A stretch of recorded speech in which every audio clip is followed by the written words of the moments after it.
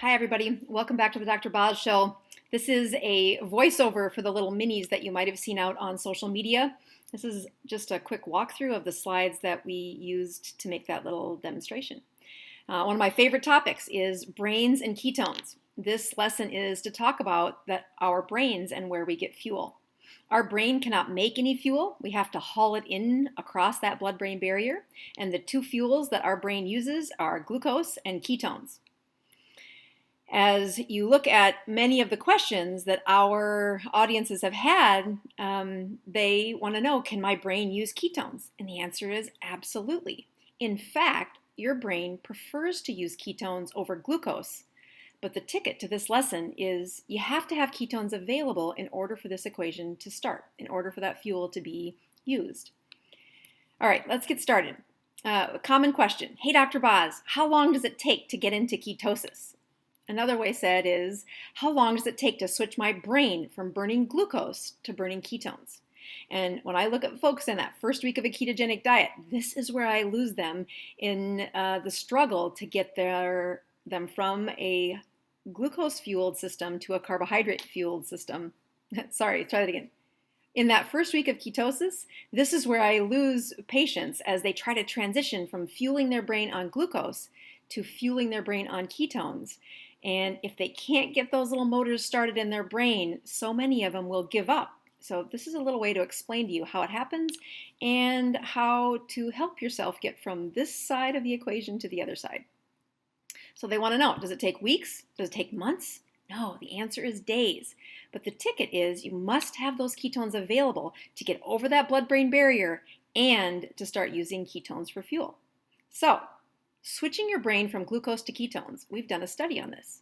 We took 10 healthy adults, ages 20 to 50, and they were on the standard American diet. They had not had a keto-adapted life and hadn't been supplementing with ketones. And we studied their brains through PET scans. PET scans measure brain activity, and the different colors you'll see on these PET scans reflect how much brain activity is related to the fuel that's going through the scan or the fuel that we've tagged.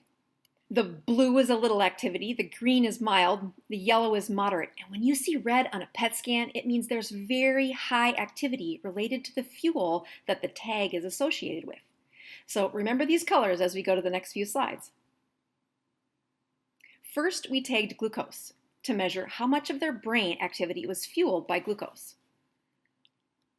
Then we tagged ketones to see how much of their brain activity was fueled by ketones, and we compared the two. So the first brain scans were done on the standard American diet. The second brain scan was done after 4 days of a very high-fat ketogenic diet. In fact, this would be the kind of ketogenic diet that we would have under medical supervision or a prescribed medical ketogenic diet. These are the results. The brain activity fueled by glucose. You'll see that measuring stick over to the side with the different colors. As the scale goes up, so does the intensity or the amount of glucose being used by that section of the brain. On day 1, you see quite a bit of red, which 98% of the brain activity was actually fueled by glucose in this part of the study. Then on day 4 of this really high-fat ketogenic diet, we saw a significant reduction in the amount of areas of the brain using glucose for their fuel. Several places had mild and other places had moderate amounts of brain activity that were using glucose as their fuel. Now let's look at the ketones. So we tagged ketones, used the same color pattern to say how much of the ketones are being used at different areas of the brain at different times. On day 1, pretty much the whole brain was blue. These people were on the standard American diet and there was no ketones being used in their brain, almost zero activity from ketones in their brain on day 1. By day 4, look at the intensity. Look at how much of their brain activity was now being fueled by ketones, all in just 4 days. That is remarkable. Our brains prefer ketones over glucose. Look at these side-by-side comparisons of day 1 for the glucose tagged at the top and the ketones tagged at the lower level. And then we switched them to a high ketogenic diet. By day 4, look at how much of that glucose had reduced and how much of those ketones had been increased as the fuel your brain was using. So what's the punchline? Our brains actually prefer ketones over glucose.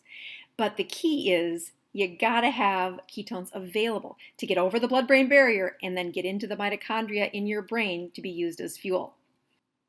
So don't let glucose put a fog on your brain. And so many of my patients come in with struggles from multiple sclerosis to migraines to concussions, sleep problems, brain injuries, anxiety, or depression, and their brain is mostly fueled by glucose. When you switch it to a brain-burning ketones, you can improve a ton of those symptoms. So the punchline, boost your brain, add some ketones.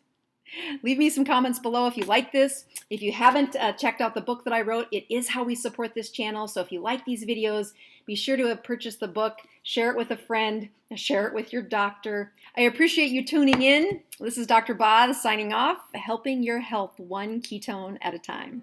Please subscribe to my channel. And don't forget to click the notification bell so you don't miss out on any new videos. Stay tuned.